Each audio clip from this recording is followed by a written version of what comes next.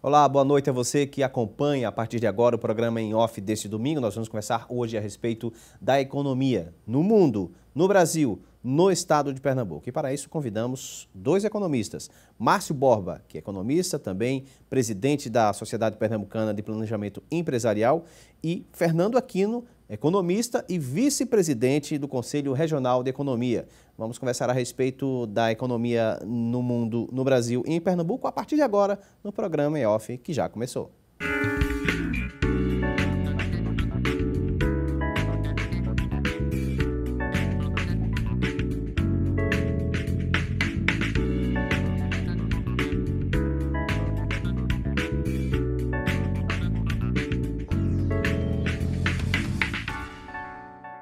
Márcio Borba, Fernando Aquino, muito obrigado pelo atendimento dos senhores ao convite da nossa produção. Eu queria começar falando sobre a economia mundial. Como é que está a economia mundial hoje? A China, os Estados Unidos, a Europa, como é que estão esses players no cenário mundial diante de crises que vieram, que estão passando em alguns pontos e que estão chegando em outros? Veja, Mário, saindo da crise, se nós compararmos com 2008, os Estados Unidos está dando claros sinais de recuperação econômica, em alguns momentos até levando a uma certa euforia pelos índices de crescimento do PIB americano, como houve no terceiro trimestre do ano passado. A Europa também saindo da crise. Veja que a crise hoje se resume no Egito. Então, Portugal já antecipou a última parcela que tinha do recurso da crise e negou, não quis receber também a última parcela que tinha a direito pelo aporte do Banco Europeu para a superação da crise. Então, Portugal hoje, é claro que ainda está em dificuldade, é um país pequeno, um país que tem o tamanho de Pernambuco, 8 mil quilômetros quadrados a mais do que Pernambuco na sua extensão, tem 98 mil, e um PIB de 220 bilhões de dólares, 10% do PIB brasileiro. Então, é um país pequeno, mas é um país que está saindo da crise, soube sair. Né? E a Europa está crescendo, a Europa está voltando a ter ânimo, né? E é importante na economia. A China, as pessoas colocam em questão, a China só está crescendo 7%. Você tem que ter uma relatividade, a China não está em Marte, ela está no planeta Terra, então se o planeta vai mal, ele não tem como ir muito bem. Então ele continua crescendo na casa de 7%. Então eu considero que a China está bem, reduziu um pouco o crescimento que o mundo reduziu. Os Estados Unidos saindo da crise, dando claros sinais de reaquecimento da economia, e a Europa também saindo da crise, à exceção aí de um ou dois países que preocupam. Aí, nesse caso, o Brasil é que está na contramão. Veja, os 4 anos do governo Dilma, o Brasil cresceu menos do que o mundo. Crise, o mundo estava quando o Brasil crescia. O último ano do governo Lula, ele cresceu 7,5%. Aí o mundo estava em crise, o Brasil era a bola da vez. As grandes publicações do mundo parabenizavam o Brasil pela pujança da sua economia quando o mundo andava de lado. E o que foi que houve para que essa coisa desandasse? Enfim. Olha, no Brasil foi um péssimo governo de 4 anos da presidente Dilma e todas as atitudes tomadas, infelizmente, todas as atitudes erradas. Eu ouvia hoje, essa semana, rádio, e o repórter dizia, eu estou tentando conseguir uma boa notícia para falar aqui e não consigo. É o nosso caso. Nós, como economistas, que somos consultados, a gente quer dar uma boa notícia e não consegue. O governo Dilma errou em tudo. Errou na política econômica, na política monetária, no comércio exterior. O próprio ex-presidente Lula estava reclamando essa semana que tudo que ele fez no mundo em colocar o Brasil como evidência junto aos Estados Unidos, junto à Europa, junto à China, ele mesmo dizendo que ele anda andando pelo mundo e que hoje o Brasil está fora das grandes discussões do mundo. Né? E que ele lamentava que a política que ele tinha implantado de inserir o Brasil no contexto das maiores economias do mundo tivesse sido abandonado. Uhum. Fernando, a China, inclusive, vem anunciando um convênio aí com o Brasil, uma parceria de 50 bilhões de dólares, mais de 150 milhões de reais. Esse dinheiro vai chegar mesmo? Olha, esses acordos que recentemente foram firmados entre Brasil e China é um desdobramento de uma política externa, de uma mudança na política externa brasileira a partir do começo do governo Lula. Quer dizer, nós passamos a diversificar nossos parceiros comerciais nossas relações econômicas com outros países, né? Fazer uma parceria sul-sul, né? Em termos mundiais. Então a gente deixou de ter assim, um foco muito grande nos Estados Unidos. Então nós passamos a ter diversificado, quer dizer, não depender tanto da economia americana ou de algumas potências europeias para nosso comércio internacional, para nossas relações econômicas com o mundo. Então, a gente veio tendo essa aproximação com a China e culminou nesse acordo, que, na minha opinião, tem sido indevidamente, a cobertura e a repercussão pela mídia não tem sido ao nível da importância desse acordo, né? Então, assim, esse acordo é um acordo muito forte em financiamentos. Financiamento à Petrobras, financiamento a embarcações da Vale, financiamento de várias formas, transferência de tecnologia, né? Então, em várias áreas, como em TI, em eletrônica, em telecomunicações.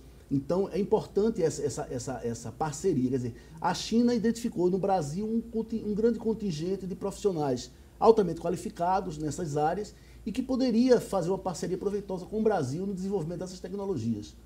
Então, isso aí é importante. Quer dizer, não é só a questão de que a motivação, o interesse chinês é bens primários, bons e baratos. O interesse da China também é esse, mas a gente vai além disso. E também desenvolver, aumentar as exportações de bens primários também é positivo para o Brasil. Os mais críticos, inclusive, colocam assim, mas a China, ela só faz essas parcerias para o benefício próprio. E aí outros já dizem assim, não, mas essas parcerias novas que estão sendo feitas já é justamente para limpar o nome da China nessa questão. Mário, mas eu acho que houve um erro do governo brasileiro na comunicação. A Dilma está desmoralizada. O que ela prometeu na campanha e o que ela está fazendo hoje, não vamos discutir o mérito do que ela está fazendo, pode até estar certo. Mas o que ela disse na campanha, ela está fazendo exatamente o contrário. Então, capitanear o lançamento dessa parceria importante com a China, na figura da presidente, trouxe um certo descrédito para a população. Será que não é mais uma promessa? Porque não é integralização do dinheiro, não foi o início de uma obra, foi um contrato de parceria entre Brasil e China, onde o banco chinês vai aportar no país em torno de 50 bilhões para determinadas obras. Então, eu acho que o que contaminou um pouco o ceticismo nessa questão foi ser a notícia capitaneada por Dilma. Um dos projetos é ligar por ferrovia um oceano a outro. Ora, para o chinês, isto é fácil, porque a China vive um momento anacrônico de um partido comunista, um regime político comunista, com a economia de um capitalismo selvagem. Então, lá é fácil você fazer uma obra dessa, porque o governo manda fazer e acabou-se. No Brasil, o que se está acreditando é o seguinte, quando os projetos executivos dessa ferrovia, que é interessantíssima, eles baterem no IBAMA, no Ministério do Meio Ambiente, lá no IFAM, essa obra vai travar, porque ela vai cortar o Brasil, como travou Belo Monte, como travaram todas as obras que passam por meio de reservas ou que envolvem o meio ambiente. Não é que esteja errado. Eu estou analisando que, primeiro, a notícia foi dada por quem não devia. Talvez tivesse sido dado como institucional, o governo brasileiro, o governo chinês, enfim. E segundo, são projetos que nós que conhecemos um pouco o Brasil sabemos que isso vai gerar muita audiência pública, isso vai gerar muita participação do Ministério Público para que elas venham ocorrer. Agora, que a parceria foi uma ação muito boa do governo Dilma, foi, claro. Bom, Estados Unidos já se recuperou? Pois é, como o Márcio falou, ele está indo bem, está numa excelente recuperação. Comparando com a crise de 29, onde os instrumentos da teoria econômica dos economistas eram bem mais limitados, então, dessa vez, os Estados Unidos conseguiu, com mais rapidez e com mais eficiência, sair daquela crise de 2008. Né? Se endividou muito, teve que socorrer banco, mas a economia americana ela tem uma força muito grande para conseguir gerenciar essa dívida toda, muito mais que muitos países europeus que terminam se complicando né, em ter que lidar com essa dívida pública monstruosa. Então, os Estados Unidos conseguem lidar melhor com isso e têm conseguido se recuperar rapidamente em relação a outras oportunidades. E a Europa, hein? A Europa, como a gente comentou, primeiro que não é um país, é um continente que reúne várias economias diferentes, povos diferentes. Né? E para mim, é muito mais sólida a economia europeia do que a americana. Porque uma crise que bate na Espanha não bate na Alemanha, imediatamente. A crise que bate na Itália pode não respingar em Portugal. E a Europa é o somatório desses países, com uma moeda única, à exceção do Reino Unido e da Dinamarca, Noruega, Suécia, continuam com suas moedas. É uma vantagem essa moeda única, o euro? Eu acho que sim. Imagine na velocidade do comércio exterior hoje, na velocidade com que as pessoas e as empresas e os negócios se deslocam, você lidar com 27 moedas diferentes na Europa, como era no passado. Então, eu acredito que o euro foi uma grande conquista, tem resistência no Reino Unido, onde está sendo muito discutida a questão da Libra, e tem uma resistência nos países nórdicos que mantêm a Dinamarca com krona e tal, a coroa sueca, suas moedas. Mas fora disso, o euro é hoje uma moeda fortíssima. Pode ser amanhã a moeda do mundo. Para que o euro seja a moeda do comércio exterior, basta que a China passe a cotar seus produtos, seus serviços em euro. Pronto. Nós teremos aí grande parte do mundo economicamente ativo negociando em euro. E ficaríamos com os Estados Unidos, que é a maior nação. Os Estados Unidos tem hoje um PIB de 17 trilhões de dólares. Nós temos 2,2. Eles têm 17. Então é uma potência com 300 milhões de pessoas. Já se disse país. Que a China, daqui a alguns anos, algumas décadas, passaria os Estados Unidos na questão do PIB, na questão e se transformaria na maior potência econômica do mundo. Isso é possível ainda? Acho que sim. A China já caminha para isso. A China está a passos largos, crescendo, como nós comentamos, a 7% ao ano, a 10% ao ano. Já vem de longa data. E eles conseguiram aquela questão de juntar um partido comunista, um regime comunista político, ditatorial comunista, o que você tem a concentração da decisão, não tem discussão, Ministério Público, Tribunal, é aquilo e pronto. Então, eles pegaram essa concentração de poder com a economia no capitalismo selvagem, né, a exploração do homem pelo homem, do capital, do trabalho, e que isso está dando certo. Tá certo? Está dando certo. Não vamos analisar o mérito da questão da democracia, da liberdade individual, dos direitos humanos, mas está dando certo. E os Estados Unidos é um país democrático. Ele discute as coisas, ele não pode fazer determinadas coisas, ele não pode baratear o produto dele, pagando menos a mão de obra, não respeitando direitos trabalhistas. Então, a China tende, assim, a passar os Estados Unidos, o que não será nenhum caos para o mundo. Será apenas uma mudança de posição. São duas economias com estruturas bem diferentes, né? Você falou se o PIB vai ultrapassar o outro. Quer dizer, o PIB é uma medida de produção, mas que tem uma série de limitações, né? Então, o fato é que a gente tem duas economias que estão disputando, refundando uma bipolaridade no mundo que pode ser se tornarem-se hostis ou não, né? É bom que não se tornem hostis. Mas a gente tem uma realidade diferente. Nos Estados Unidos, uma economia desenvolvida, sem pobreza praticamente, que vem crescendo há alguns séculos, algumas décadas. E a China tem aquela estrutura, tem uma economia planificada politicamente, numa democracia, e tem uma população muito grande. Então a gente tem uma minoria da população, que ainda é minoria, se beneficiando desse crescimento econômico, e tem um contingente de população muito grande, ainda no campo, vivendo em condições precárias, e que se planeja aí resgatando, incluindo essa população na medida do possível. Então a agenda da China é uma agenda diferente e um caminho diferente, né? De crescimento, de aumentar o mercado interno, de incluir aquele contingente populacional muito grande que ainda vive em condições muito precárias de país subdesenvolvido. Então tem toda uma outra caminho a trilhar em relação aos Estados Unidos. Em relação aos BRICS, o que falar? China, a gente já falou, e como é que estão a Rússia? Quer dizer, a Rússia parece que está meio complicada a situação por lá, né? África do Sul, e aí a gente depois vai partir para o Brasil também.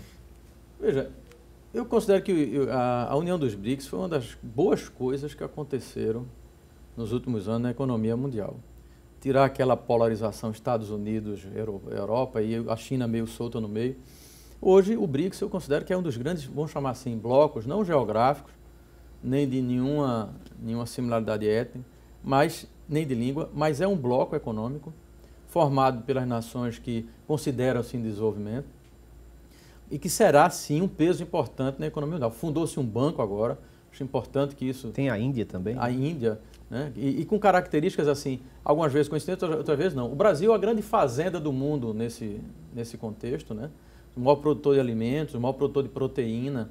Essa é a nossa vocação, ótimo que seja. A Índia com software, com tecnologia e tal, e com mercado de consumo de centenas de milhões, de bilhões de pessoas. A China com esse poderio industrial e financeiro, econômico, né? Então, a Rússia é o país assim, talvez um pouco mais diferente, veio lá da União Soviética, tem esse passado a resgatar da questão política, por isso tem grandes dificuldades que os outros países do BRICS não têm, é esse passado a defender, e hoje a questão da Ucrânia, né, que prejudica a economia russa pela questão política, pelo boicote, né, da Europa. Veja como o BRICS é importante, o BRICS não está dentro desse boicote. Então a Rússia, dos BRICS, é o país que tem essa conotação política de enfrentamento com o Ocidente maior. Mas é isso que faz a riqueza dos BRICS, que é países... Diversificação, né? Diversificados, aparentemente assim, que não teriam nada em comum, mas que se reuniram, fizeram um bom bloco e estão em crescimento. Uns não como o Brasil hoje, mas já puxou lá na frente, a Rússia também. Vejo que é a grande novidade do mercado internacional. E a gente vai falar sobre o Brasil, a grande fazenda do mundo, como o Márcio Borba colocou agora há pouco, daqui a pouquinho, no segundo bloco do programa Em Off de hoje.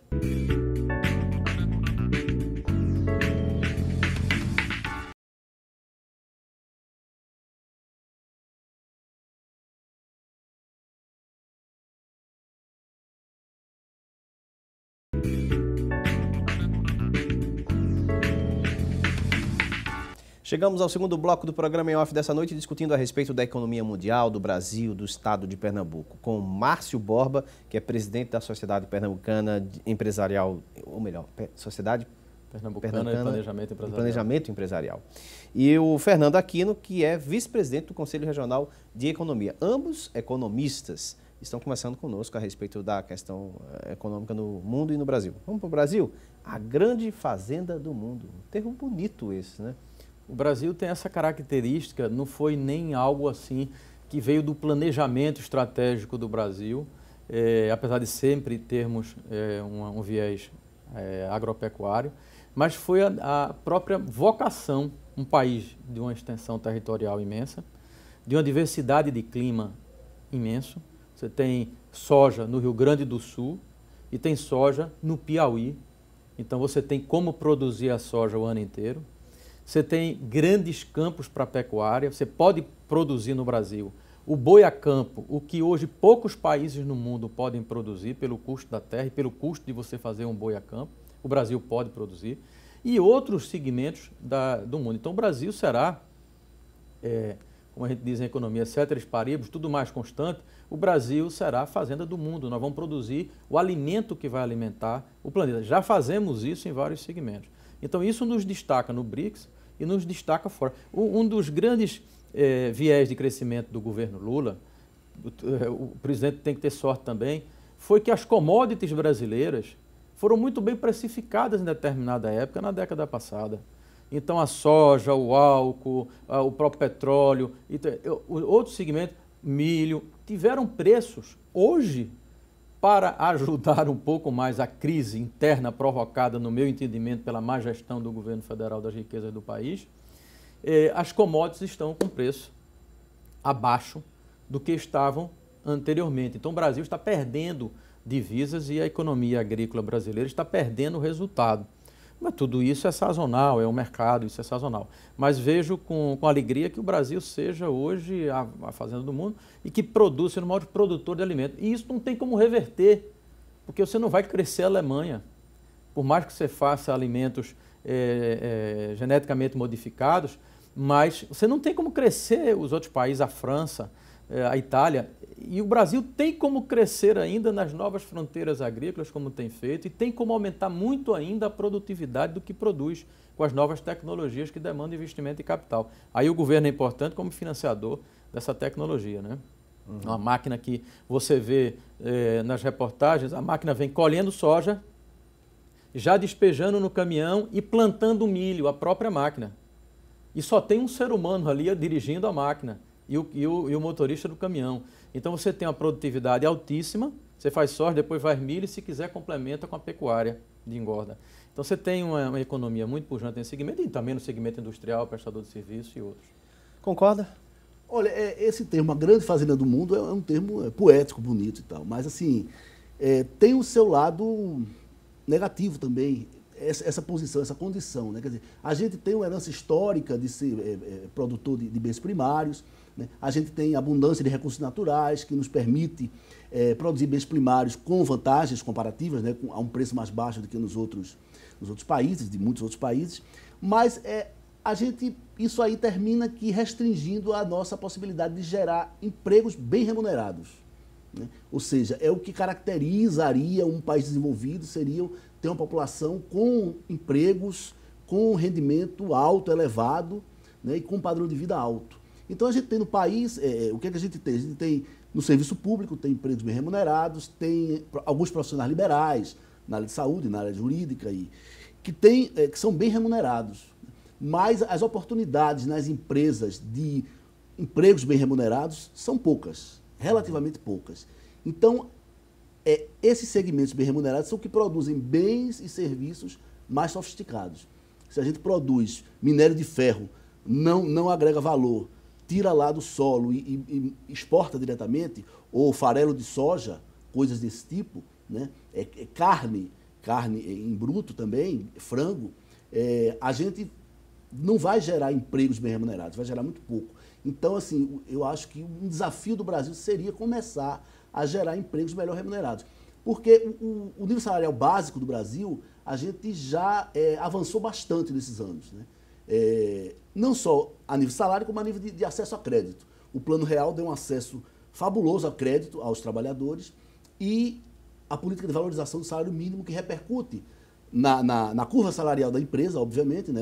Os chefes têm que ganhar mais do que o que ganha salário mínimo, então repercute em todos os níveis salariais. Então a gente já avançou bastante nisso, mas a gente precisa agora gerar empregos genuinamente bem remunerados, de uma produtividade mais alta. Eu já ouvi muitas críticas em relação a essa questão, dizendo, olha, o Brasil produz o produto primário, né, bem mais barato, aí exporta para outros países. Aí os países manufaturam e devolvem bem mais caros aqui para nós, brasileiros, novamente. Tem gente que critica isso. Mas veja, não é excludente. O fato da Bahia ter desenvolvido o oeste baiano e ser hoje um polo de alimento não inviabilizou que Pernambuco se tornasse um polo industrial em Suape. O fato de termos hoje uma das maiores produções agropecuárias no centro-oeste não inviabilizou a Itaipava montar 2 megas fábricas de bebidas, uma na Bahia e em Pernambuco ao mesmo tempo. Ou a Fiat se instalar aqui no Brasil com uma das maiores plantas e melhores plantas, tecnologicamente falando, do mundo.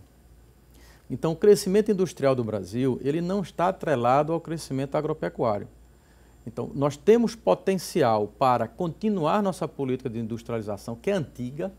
Sudene nasceu de uma necessidade de industrialização do Nordeste.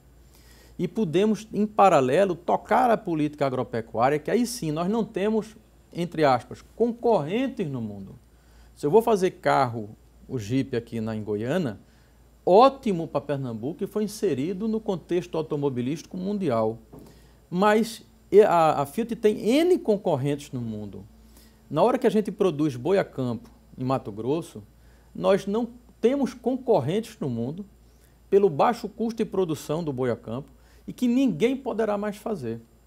A Índia, por exemplo, o animal é sagrado.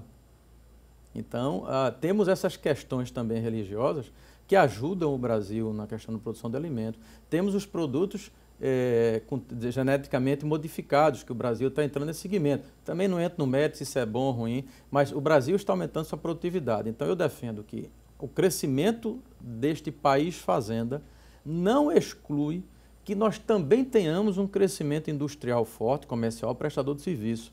Como temos vários polos de serviço no Brasil, notáveis. Mas neste segmento de produção de alimentos, nós não temos concorrente. Os outros nós temos. Mas, repito, vejo o Brasil como um grande país, né? Um grande país que pode ter os 3 segmentos muito bem desenvolvidos.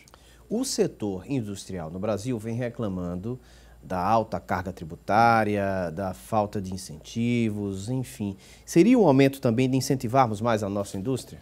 Olha, veja, tem se tentado incentivar via BNDES, né? O BNDES foi, agora, recentemente, a lei, né, de aumentar os limites de que o Tesouro pode subsidiar o BNDES, e é uma política que tem que ser mantida, mas não é o suficiente, né? Não é suficiente. A gente precisa fazer todo esse ajuste macroeconômico, esse ajuste fiscal, para melhorar a confiança dos empresários, para que eles tenham mais confiança no país e voltem a investir também, e também para que a gente continue tendo acesso e amplie acesso a crédito externo, crédito interno, em condições favoráveis, porque a continuar esse descontrole macroeconômico, a tendência é a gente não ter mais crédito ou ter que pagar um juro mais alto do que já paga, né? Então, essa parte de ajuste macroeconômico é importante também. E também uma coisa importantíssima é a questão da infraestrutura, né? Quando isso é uma coisa que eu acho que seria a principal crítica ao governo Dilma, né? Quer dizer, ela não entregou o que prometeu. Ela foi eleita no primeiro mandato como a mãe do PAC, né? Do Programa de Aceleração de Crescimento. Quer dizer, muita gente apoiou a Dilma por achar que a gente ia ter um boom de investimento em infraestrutura. E isso realmente ela não entregou. E aí a gente pode elencar transposição transnordestina, o Sim. arco metropolitano, Sim. que deveria já estar operando agora na inauguração Sim. da fábrica da Sim. Fiat, que nem saiu do Sim. papel. Pois é, então assim, uma obra dessa, ela gera oportunidade de investimento, quer dizer, ela gera um negócio, um projeto que sem aquilo não seria viável, né? Então melhora o retorno de um projeto de investimento, uma transnordestina, uma transposição, uma estrada bem planejada e estratégica no local, por exemplo, né? Então, isso aí atrairia bastante investimento, né? Então, a gente tem também a dificuldade de investimento no Brasil atualmente. A gente teve uma valorização muito grande dos salários, que foi muito positiva, que melhorou as condições de vida de muita gente. Mas em vários setores, a gente tem agora que os lucros diminuíram em função desse aumento de salário. Não em todos os setores, em alguns setores da economia, isso aconteceu, está acontecendo. Então, lucros diminuídos significa que a empresa tem menos recursos próprios para investir.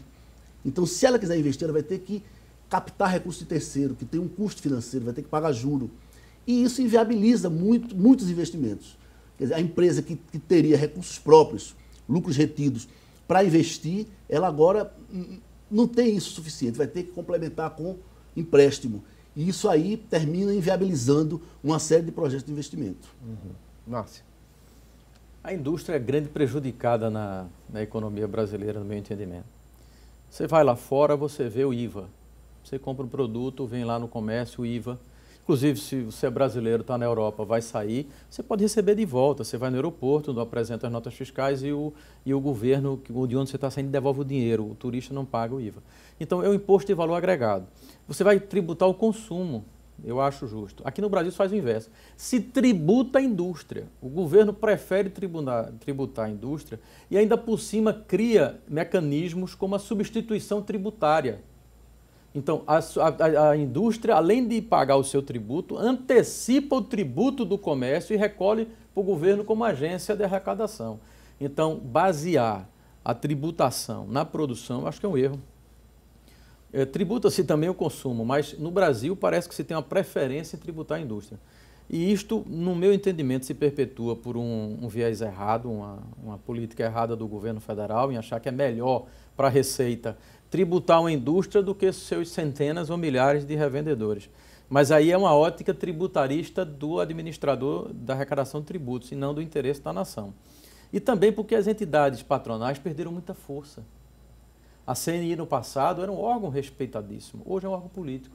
Então, quando os empresários se envolveram com política, terminaram tirando a força da entidade. Eu me lembro que o presidente da Federação Pernambucana, da Federação de Indústrias de Pernambuco, a FIEP, era uma força no Estado, era sempre ouvido por qualquer governador, porque ele não tinha partido, não tinha lado, ele representava as indústrias. Na hora que uma entidade patronal ela passa a ter lado político e a ser presidida por políticos que têm lado, ela toma um viés político. Então, talvez deixe de representar até a totalidade dos seus filiados, porque alguns até discordam. Então, eu vejo que as entidades patronais no Brasil, citei o exemplo da FIEP, porque eu sou pernambucano, mas as entidades patronais passaram a atrelar seus projetos a projetos políticos.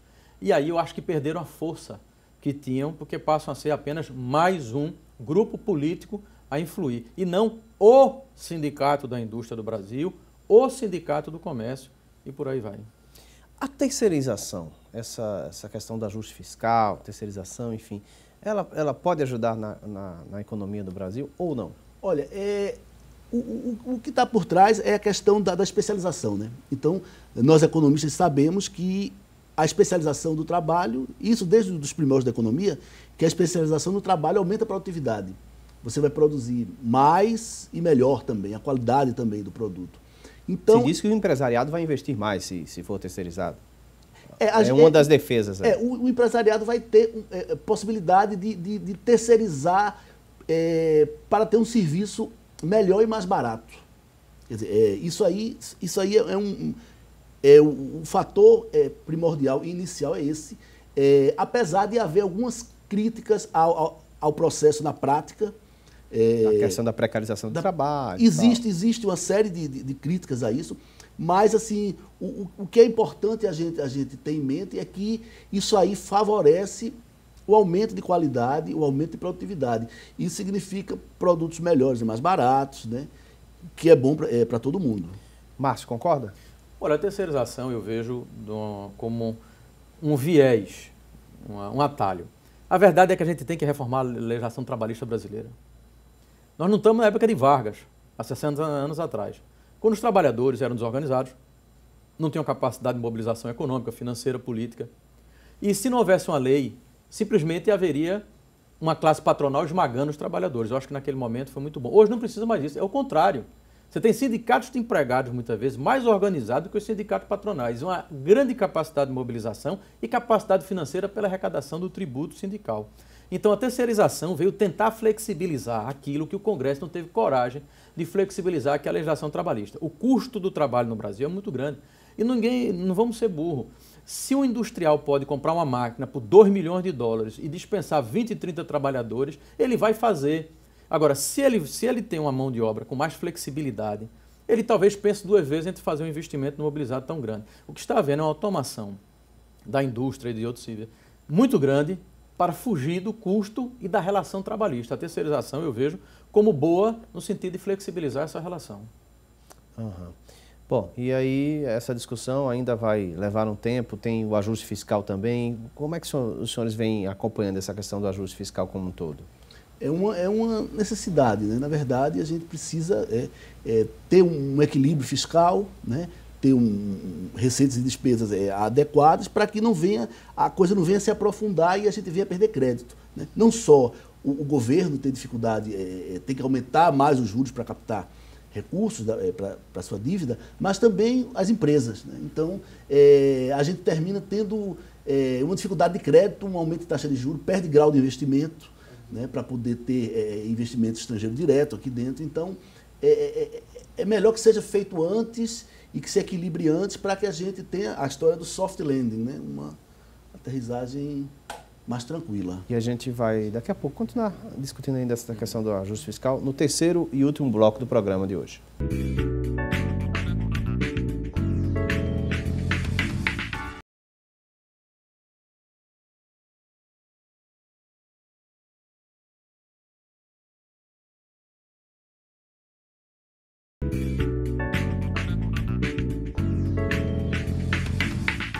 Chegamos ao terceiro e último bloco do programa em off dessa noite, conversando a respeito da economia no mundo, no Brasil, e agora vamos conversar também sobre o estado de Pernambuco. Conversando com os economistas Márcio Borba, Márcio, que também é presidente da Sociedade Pernambucana de Planejamento Empresarial, e Fernando Aquino, que é vice-presidente do Conselho Regional de Economia. Bom, a gente falava sobre ajuste fiscal, faltou o Márcio Borba dar a opinião dele a respeito do assunto. O que analisar em relação a essa política toda que está acontecendo aqui no Brasil? Passado o erro, tem que haver a solução. O Brasil gasta mais do que arrecada. Gasta muito mal, mas está gastando mais do que arrecada.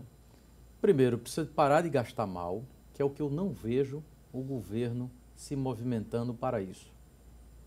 Continua com os 39 ministérios, continua com a máquina pública inchada e com a conta alta para pagar política e econômica. Tem que manter 39 ministérios para manter essa base, tal da base aliada, e tem que manter o custo de manter esses 39 ministérios. Mas tem que reduzir. E também tem que arrecadar. Gasta mais do que ganha, tem que inverter. Aí a receita é dura, é amarga, são mais tributos, é a redução do consumo. É o que estamos sentindo hoje na prática. É o que nós estamos sentindo. Essa é uma visão dos que defendem que para segurar a inflação, para reequilibrar o país, tem que haver o controle monetário. Você minguar a demanda pela falta do dinheiro, porque o juro é alto, os capitalistas preferem receber 13% da viúva do governo do que emprestar para a população, e através de uma demanda mais reduzida, você conseguiu o reequilíbrio dos preços. Eu penso diferente. Eu acho que quem está certo são os americanos, os europeus. Quando eles entraram numa crise parecida com a brasileira, agora, eles reduziram juros, incentivaram os investimentos para que houvesse um reequilíbrio pelo lado da oferta, da geração de emprego, da geração de renda. O juros dos Estados Unidos foi a zero, os europeus foram a zero, o governo botou dinheiro para haver um investimento. Então, eles reequilibraram a inflação, ou o desequilíbrio da economia, através do viés do desenvolvimento. Nós estamos fazendo o inverso. Eu quero reequilibrar o país, reduzindo a demanda para que ela não pressione a inflação e a partir daí eu possa baixar os juros.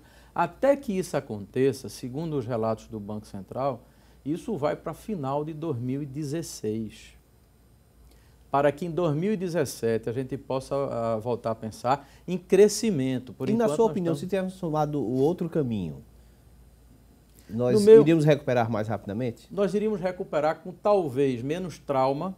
Os Estados Unidos passou por isso, a Europa passou por isso, estão se recuperando antes do previsto e nós estamos entrando nesse viés de crise mais forte, né? Já que há 4 anos que a gente não cresce menos do que o Brasil, mas hoje nós estamos vivendo uma crise financeira de falta de dinheiro, estamos entrando naquela filosofia de equilibrar a inflação, reduzindo a demanda, causando desemprego. Esses anos que nós vamos passar são anos de muitos sofrimentos humanos. Nós não podemos quantificar o que o povo brasileiro vai apanhar para poder, em 2017, se tudo der certo, nós voltarmos a crescer e ter emprego para todo mundo e as pessoas voltarem a viver com uma certa tranquilidade. Então eu defendo o outro lado da moeda. Mas já que, historicamente no Brasil, quem manda é banqueiro, precisa se aumentar o juro. Cada vez que se aumenta a Selic, eu aumento bilhão e pouco do serviço da dívida. Eu dou um seguro para o banqueiro, porque eu digo, você não precisa emprestar nesse momento de crise, você empresta para mim e eu lhe pago o juro mais alto do mundo, onde você não vai ter essa rentabilidade de capital aplicando em título soberano de país nenhum. Eu mantenho você isolado aqui, com a tributação pequena e com um juro garantido, e a população vai sofrer muito, os industriais, as famílias e as empresas. Então, é isso que sempre se fez historicamente no Brasil, está se repetindo agora. Então, veja, é necessário, sim, é necessário equilibrar a conta do governo, né? Mas a solução como está sendo empreendida, essa solução, ela vai dar um resultado? Ela vai dar um resultado. Ela vai, no final, a gente vai ter um reequilíbrio e no final a gente volta a crescer. No meu entendimento, o sofrimento é muito grande. Se nós optássemos pelo inverso, por injetar recursos para desenvolvimento, ocupar a capacidade ociosa das indústrias, gerar capital de investimento e facilitar essas implantações de novas indústrias, por exemplo, o governo Lula, ele facilitou muito o crédito para consumo e, de certa forma, também para o investimento. No governo Dilma, ela facilitou muito o consumo. muito consumo. Mas a parte do investimento, do crescimento da oferta, não. Ele errou em muitas políticas, política industrial, política agropecuária, nós continuamos entalados para exportar a produção agropecuária porque não tem porto, ela prefere construir em Cuba do que construir no Brasil. Então isso tudo trouxe um gargalo. A medida do ajuste econômico é necessária? É necessária. Agora, é a medida que eu acho correta, pessoalmente? Não. O remédio vai ser amargo. E nós vamos sofrer, Mário, muito mais do que a gente imagina. Vamos falar agora sobre Pernambuco?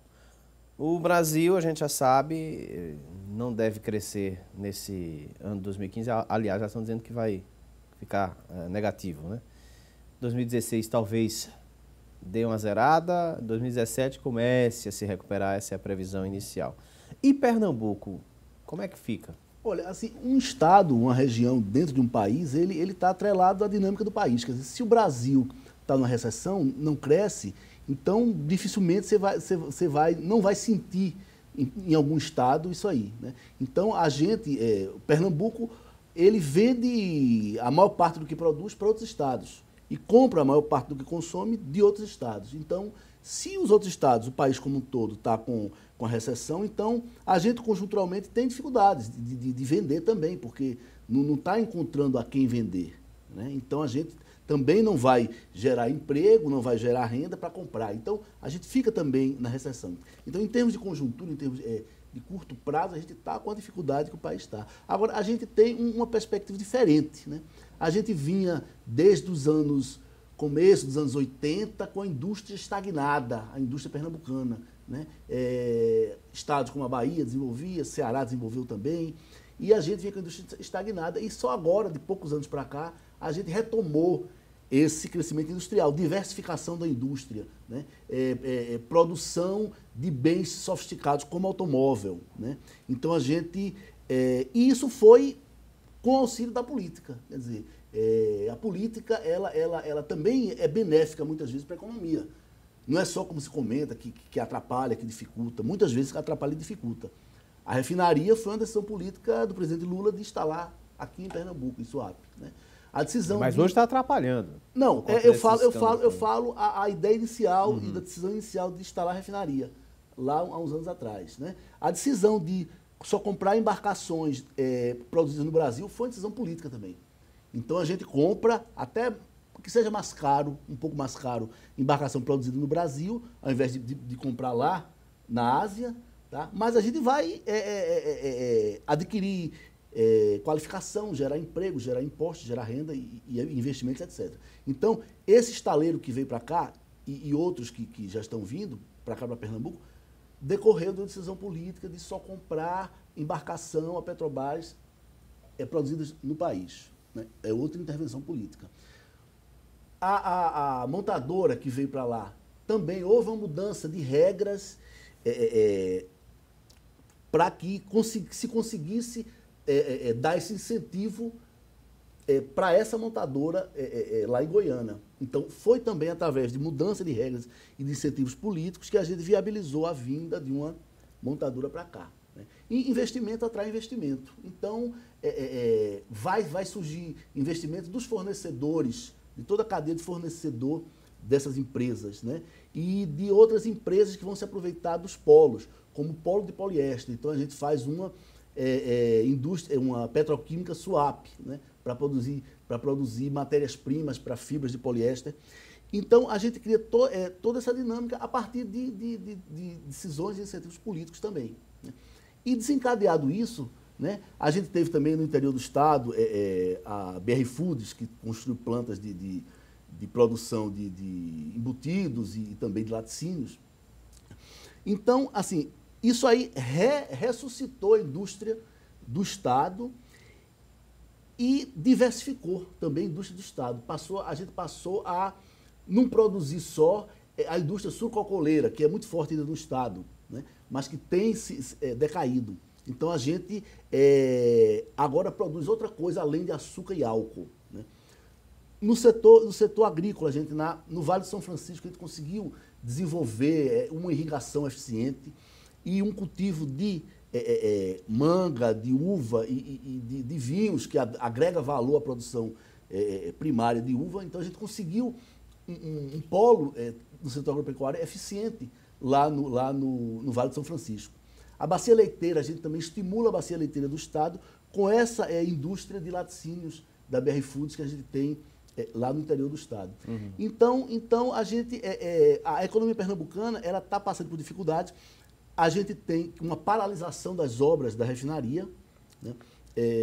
A empresa, a Petrobras, está funcionando presumivelmente com dificuldades em função dos escândalos da Operação Lava Jato.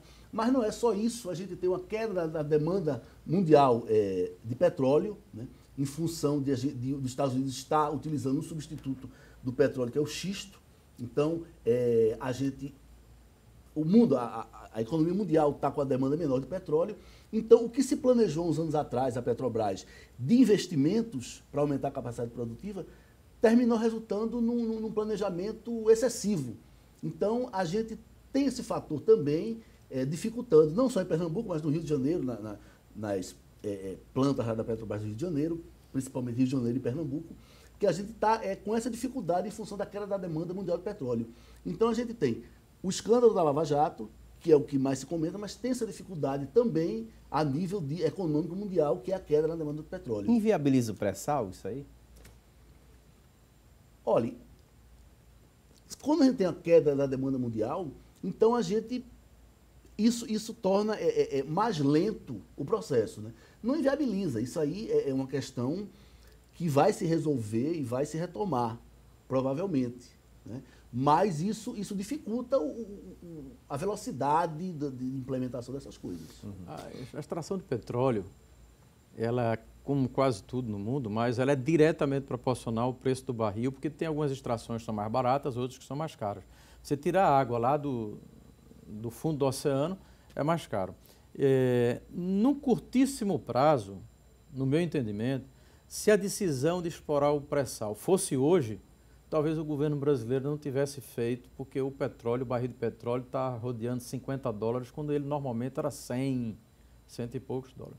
Mas, como é uma riqueza de alto consumo, né, o combustível à base de fóssil, e vai perdurar durante muitas décadas ainda, e no atual estágio do pré-sal, ele será uma solução, ele será uma viabilização. Agora, ele só será lucrativo, rentável, no meu entendimento, se esse barril for um pouquinho mais além, né? Aí nós teremos. Mas como eu digo, é um investimento estratégico o país ter autossuficiência em petróleo. E aí deixa eu analisar só a questão econômica. Agora, voltando à questão do Pernambuco, o Márcio, o Fernando falava agora há pouco, em relação ao Brasil, tudo bem, a gente está no meio dessa crise, o Brasil está envolvido e tal, mas a gente continua crescendo mais, porque já vinha crescendo mais, ainda continua relativamente tranquila a situação no estado de Pernambuco? Ou não? Até em outras entrevistas aqui com você, com os amigos do InOff, eu dizia que Pernambuco não pode ser uma ilha de prosperidade no mar de problemas para sempre. E agora está chegando a hora de Pernambuco pagar um pouco a conta dos erros da política do governo federal. Mas essa conta ela vai ser paga com menos investimentos, quer dizer, menos crescimento, ou a gente vai negativar também? Eu acho que, no meu entendimento, a gente não chega a ter uma recessão. São investimentos fortes que estão entrando em funcionamento agora. A refinaria, o estaleiro, a Fiat, a CIV. Então, são investimentos ditos estruturadores, não é uma empresa. É o tamanho do projeto da Fiat. Não é uma empresa. 7 bilhões de investimento. Então, é um cluster que se instalou no Estado. Então, vejo que Pernambuco, em 2015, no meu entendimento, ainda não chega à recessão. Mas que houve uma desaceleração, isso é evidente que houve uma desaceleração. Nós dependemos do Brasil. E o governo de Pernambuco depende das transferências dos impostos do governo federal, arrecadados por pernambucanos, inclusive, no governo federal. Essas transferências não estão vindo e não deverão vir no mesmo patamar do passado, nem a nossa economia conseguirá produzir e se manter no mesmo nível do passado. Vamos ter, como estamos tendo, uma retração muito grande, mas acredito que dos estados brasileiros soframos menos por termos feito o dever de casa. A Fiat, então, nesse caso, o Polo Fiat comprou gato por lebre, porque o arco metropolitano, então, vai ficar para bem depois, né? Eles estão... Foi prometido, né? Foi negociado que teria esse arco. E eu acho que a Fiat e o poder público vão achar uma solução mais cedo ou mais tarde para que essa coisa aconteça, né? A gente não pode estar transportando o carro ali por Abreu Lima, ali, aquela estrada ali, aquela BR-101, né? Que nós conhecemos a situação dela, né? Então, assim, é provável que... Eu diria que acho que não demora muito para se equacionar isso, não, apesar das dificuldades, apesar né, dos atrasos. Porque isso depende de verba federal, né? Depende de verba federal, depende de alternativas de financiamento, depende de negociar. Que o governo federal não está liberando. Pernambuco, me parece, tem uma capacidade de endividamento ainda de 9 bilhões. E o governo federal ainda não autorizou esse endividamento junto ao BID, ao Banco Interamericano de Desenvolvimento. A questão da Fiat, eu confesso que não conheço a estrutura do porto de Cabedelo, de João Pessoa. Muito aquém.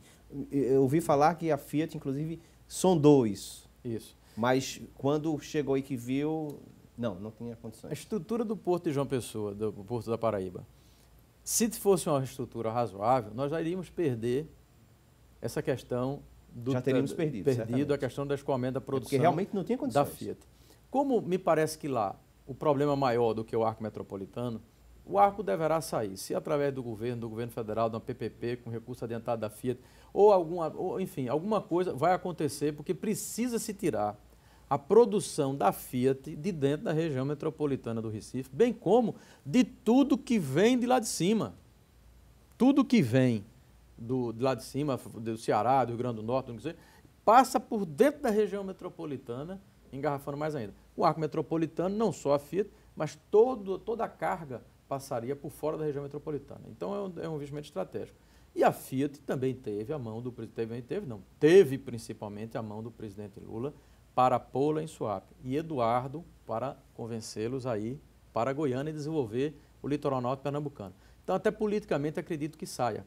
Mas o atraso é muito ruim para o Brasil, porque grandes investidores como o grupo que comanda a Fiat vêm para o Brasil e não tem o escoamento, que, vamos dizer assim, é o mínimo, já que eles investiram 7 bilhões. Isso é muito ruim. Os donos não vão passar um recibo, os comandantes da Fiat, mas isso é muito ruim para Pernambuco. Amanhã dizer, olha, eu fui lá e, puxa, eu sofri bastante com a produção. Então isso é ruim, mas eu acho que vai sair.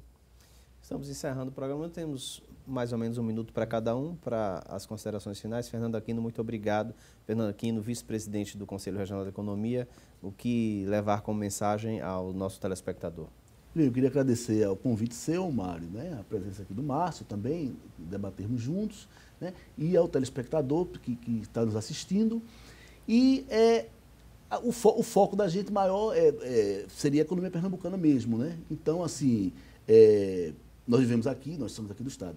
Então, assim, a ideia é que a gente, essas transformações na economia pernambucana é uma coisa que não tem volta, né? A gente realmente foi para um outro patamar, com todas as dificuldades operacionais que a gente está tendo, vindo de vários lados, mas eu creio que no longo prazo a tendência realmente é o Pernambuco se desenvolver e ficar numa situação bem melhor, inclusive por aquilo que eu falei, que são investimentos que geram empregos qualificados, empregos bem remunerados, né? Então isso é que define, de certa forma, um país desenvolvido, um estado desenvolvido. Márcio Borba, presidente da Sociedade Pernambucana de Planejamento Empresarial, muito obrigado também, economista. E o que dizer nessas considerações finais? Agradecer, Mário, mais uma vez o convite, ao companheiro Fernando Aquino. Eu sempre procurei ser, na vida, um otimista, e muito mais como economista, mas estamos vivendo um momento de muita provação. Mas acredito que Pernambuco se saia melhor do que outros estados, porque sempre fizemos a conta certa. E tivemos bons governadores nos últimos anos, Jarbas, Eduardo e agora Paulo Câmara, que aliás é economista, ex-secretário da Fazenda. Então, cuidar de controlar as contas de Pernambuco, o nosso governador sabe. E lutar, porque nós somos daqui, temos que lutar aqui. Forte abraço a todos e fiquem com Deus. Nós agradecemos a participação dos nossos convidados, uma boa noite a você, uma boa semana e até o próximo domingo em mais um programa em off.